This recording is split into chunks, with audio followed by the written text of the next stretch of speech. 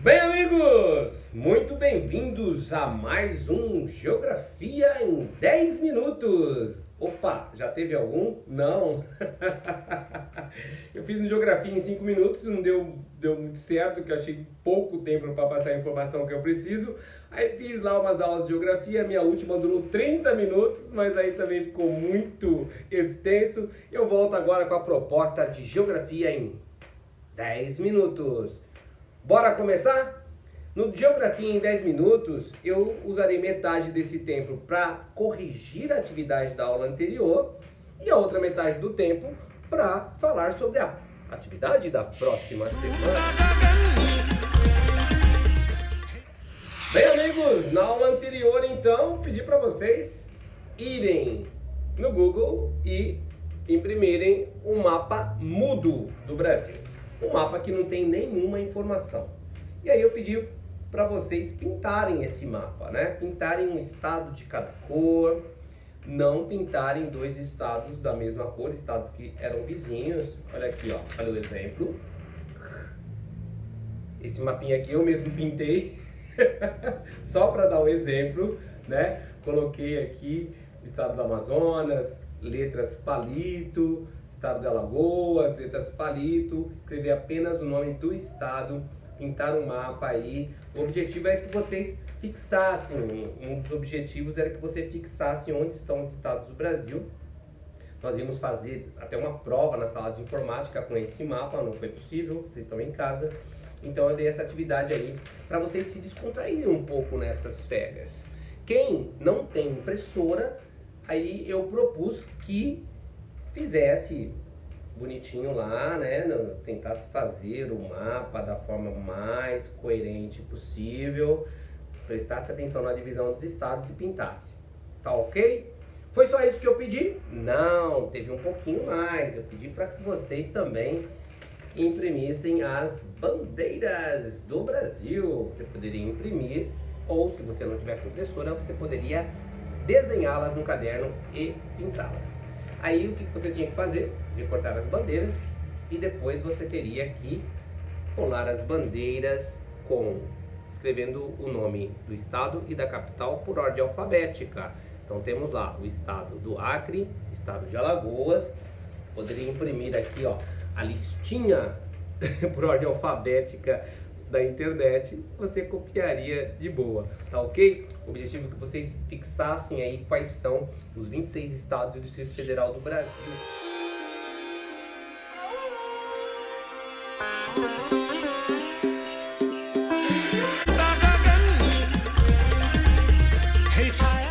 Iniciamos a nossa atividade então na página 99. A primeira pergunta é: o que é censo demográfico, o que é PNAD e o que é PNAD contínuo?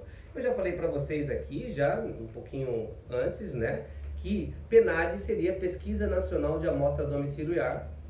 O IBGE vai à casa das pessoas e faz uma série de perguntas, né, para ter esses dados. Depois eles tabulam esses dados e deixam lá no site do IBGE e anunciado na Globo, numa série de lugares.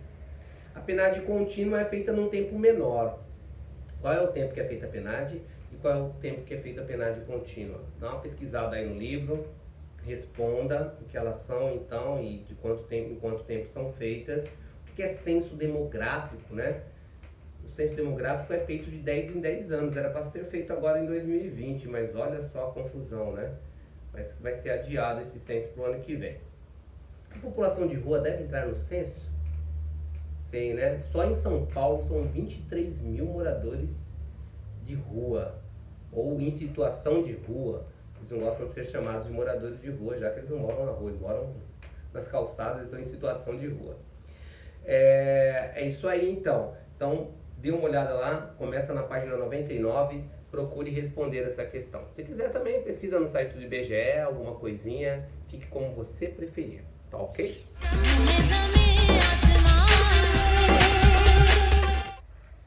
As questões 2 e 3 estão bem relacionadas, porque elas falam de natalidade, mortalidade e crescimento vegetativo. Então, assim, natalidade vocês já pressupõem que é o número de nascimentos. Mortalidade, o número de mortes. E o crescimento vegetativo? O crescimento vegetativo é quando nasce mais ou quando morre mais? Nasce menos, morre mais, ou nasce mais, morre menos. Tem alguma coisa a ver com isso, hein? A quantidade de pessoas que nascem e a quantidade de pessoas que morrem. Dá uma lida, vai lá, responda a questão de número 2 e de número 3. Qualquer coisa, qualquer dúvida, entre em contato comigo pelos meus canais. São leituras de gráfico. Você sabe ler gráficos? Ó, então dê uma olhada no tamanho das torres, dê uma olhada da primeira data que foi medido os dados, das datas, da última data que foi medido esses dados, né? Observem essas mudanças da primeira data que foi medido para as datas atuais. O que aconteceu aí entre as duas datas? Então, quando se pede para ler um gráfico, é exatamente isso, saber o que aconteceu nesse tempo todo, né? Coloque o nome do gráfico, né? O ano que ele foi produzido e essas informações que o gráfico traz, conclusão que você pode chegar então vendo aí esses gráficos da página 100 e da página 101, tá ok? Os gráficos são relativos à questão de número 4 e número 6. Bom, a população quando está crescendo muito, está muito fértil, a Índia, por exemplo, nós falamos que tem um grau de fertilidade muito alto. O Brasil teve um grau de fertilidade baixo na década de 80, começou a baixar o grau de fecundidade no Brasil. Você concorda com isso? As pessoas a partir da década de 80, elas começaram a ter menos filhos? Não é uma questão de concordar. Os dados comprovam que as famílias aí, a partir da década de 80, elas vêm ficando menores, né? Minha família, por exemplo, são 3 pessoas, né? Então as pessoas que têm irmão, tem um irmão, são 4 pessoas, no máximo 2 irmãos. Então família grande hoje é formada por 5 pessoas. Agora, por que isso aconteceu? Dá uma olhada lá, leia o texto e veja por que as famílias no Brasil se tornaram menos fecundas na década de 80. Então dá para fazer essas projeções? Sim. Então, quais são as projeções?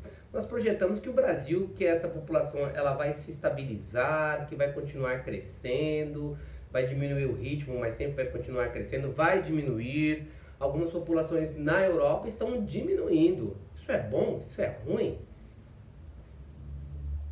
Vendo aí essa economia capitalista, né, vendo a necessidade de produção, quais são as consequências de ter uma população mais jovem ou mais velha?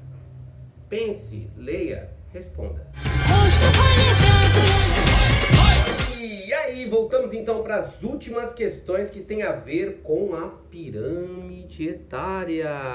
O que é uma pirâmide etária, então? Ela traz dados da população masculina e feminina. Então, masculino azul, feminino vermelho.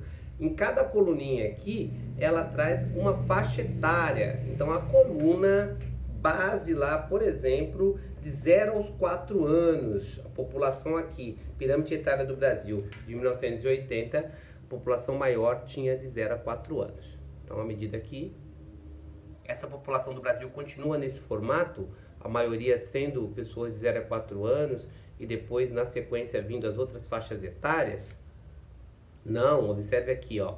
Atualmente nós temos uma quantidade de nascimento menor, ó. A maior faixa etária está aqui na adolescência. Estamos com um país jovem ainda, né? Mas no futuro esses jovens vão ser velhos, né? Então nós estamos aí com uma população que tende a ficar velha. Na Europa, essa população já ficou velha, já tem já tem aqui a pirâmide etária deles. Se vocês puderem pesquisar, se vocês quiserem, tiverem curiosidade, pode ver lá que é bem diferente o molde dessa pirâmide da pirâmide do Brasil.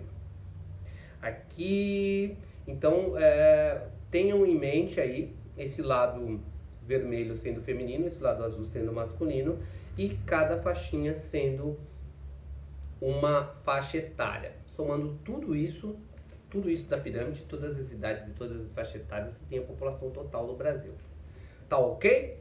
Então é isso, boa atividade a todos, leiam com atenção, Se tiverem acesso aí, se quiserem pesquisar um pouquinho mais no IBGE, vai lá, pesquisa, faça a sua resposta com honestidade, né? E a semana que vem a gente senta para corrigir, tá ok? Geografia em 10 minutos termina aqui.